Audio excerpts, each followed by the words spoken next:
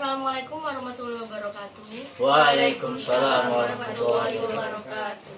Sebelum kita memulai kegiatan hari ini, mari kita berdoa. Berdoa mulai. Berdoa selesai. Jadi sebelum memulai kegiatan ini, mari kita perkenalan terlebih dahulu ya.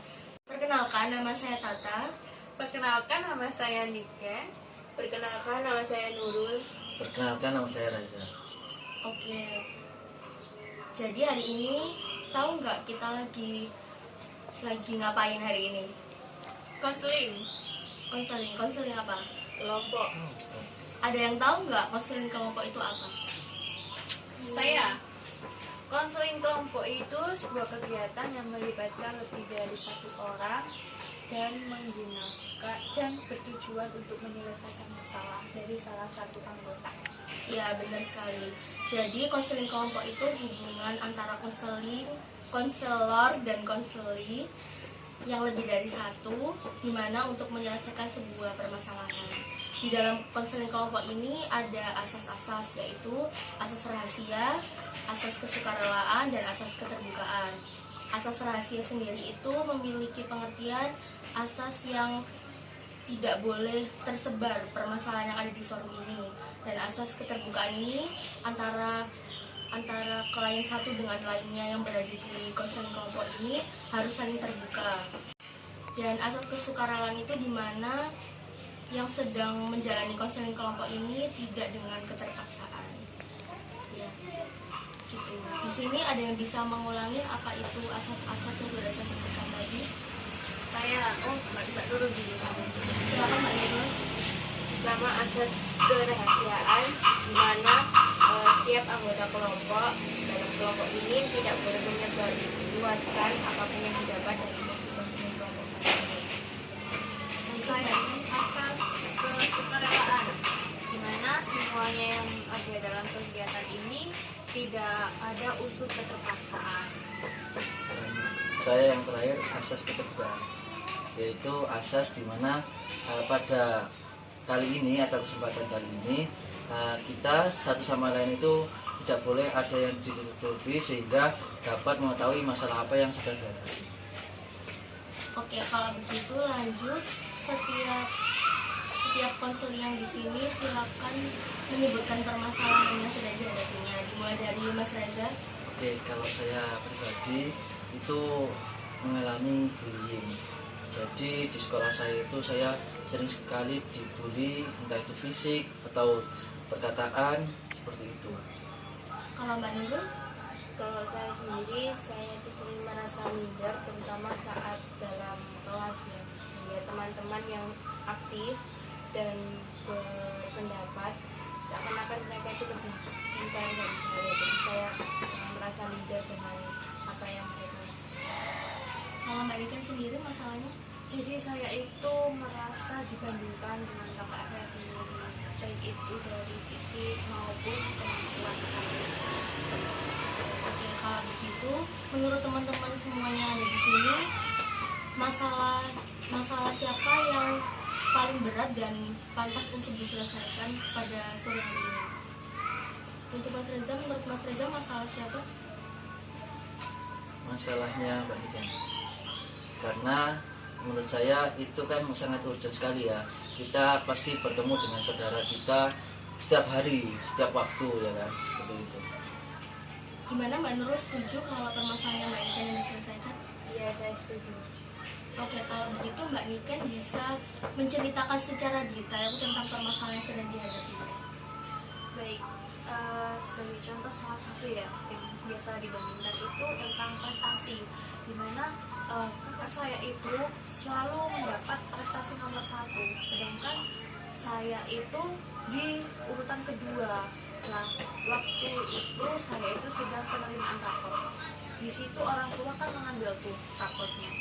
Setelah itu saat sampai di rumah, orang tua itu selalu bilang, kalau hasilmu tuh kenapa nggak bisa kayak kakakmu gitu. Nah, saya kan juga sudah berusaha gitu, sudah belajar, sudah ikut les sana sini, tapi ya kemampuan saya emang segitu. Dan itu saya tuh sangat sedih sekali.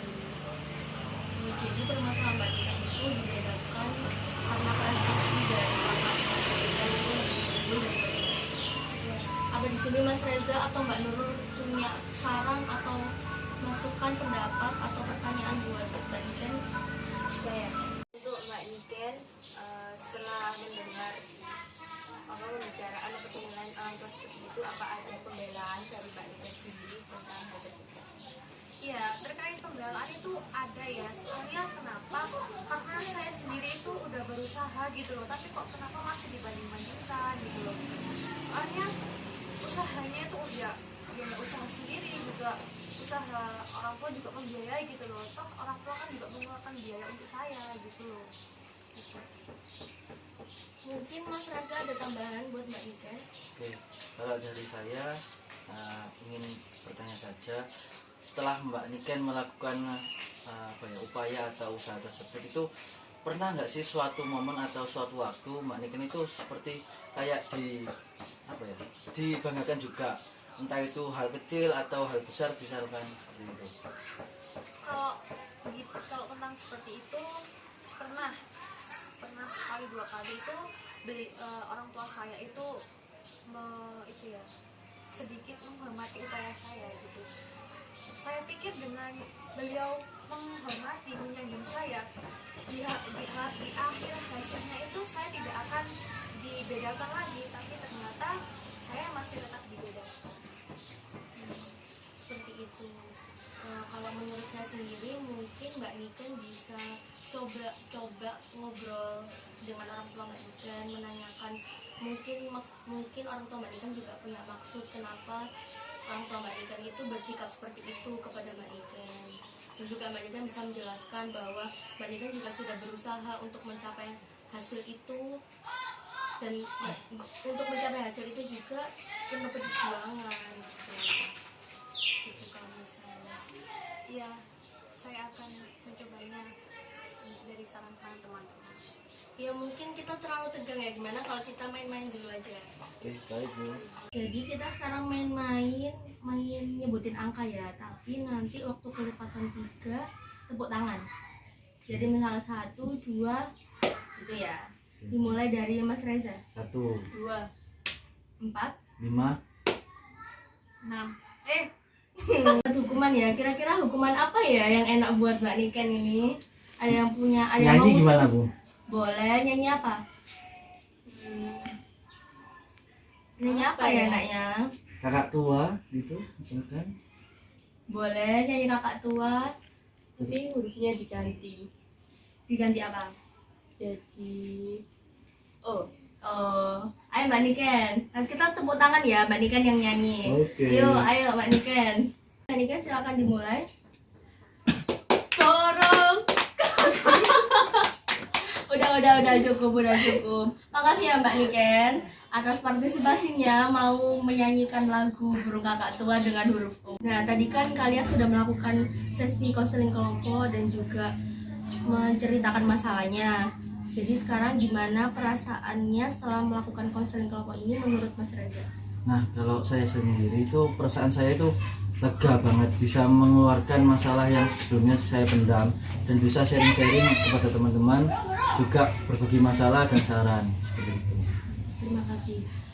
Untuk Mbak Nurul, pengetahuan apa yang didapat dari proses konseling kelompok ini?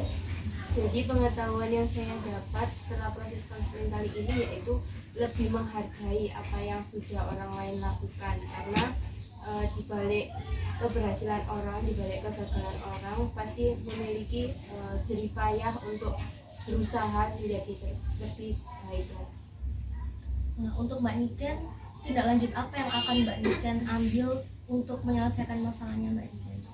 Ya, untuk tindak lanjut saya akan bicara sama orang tua kalau saya tuh udah benar-benar usaha, udah benar-benar ikut kursus sana sini dan berusaha untuk meraih juara agar setara sama kakak saya.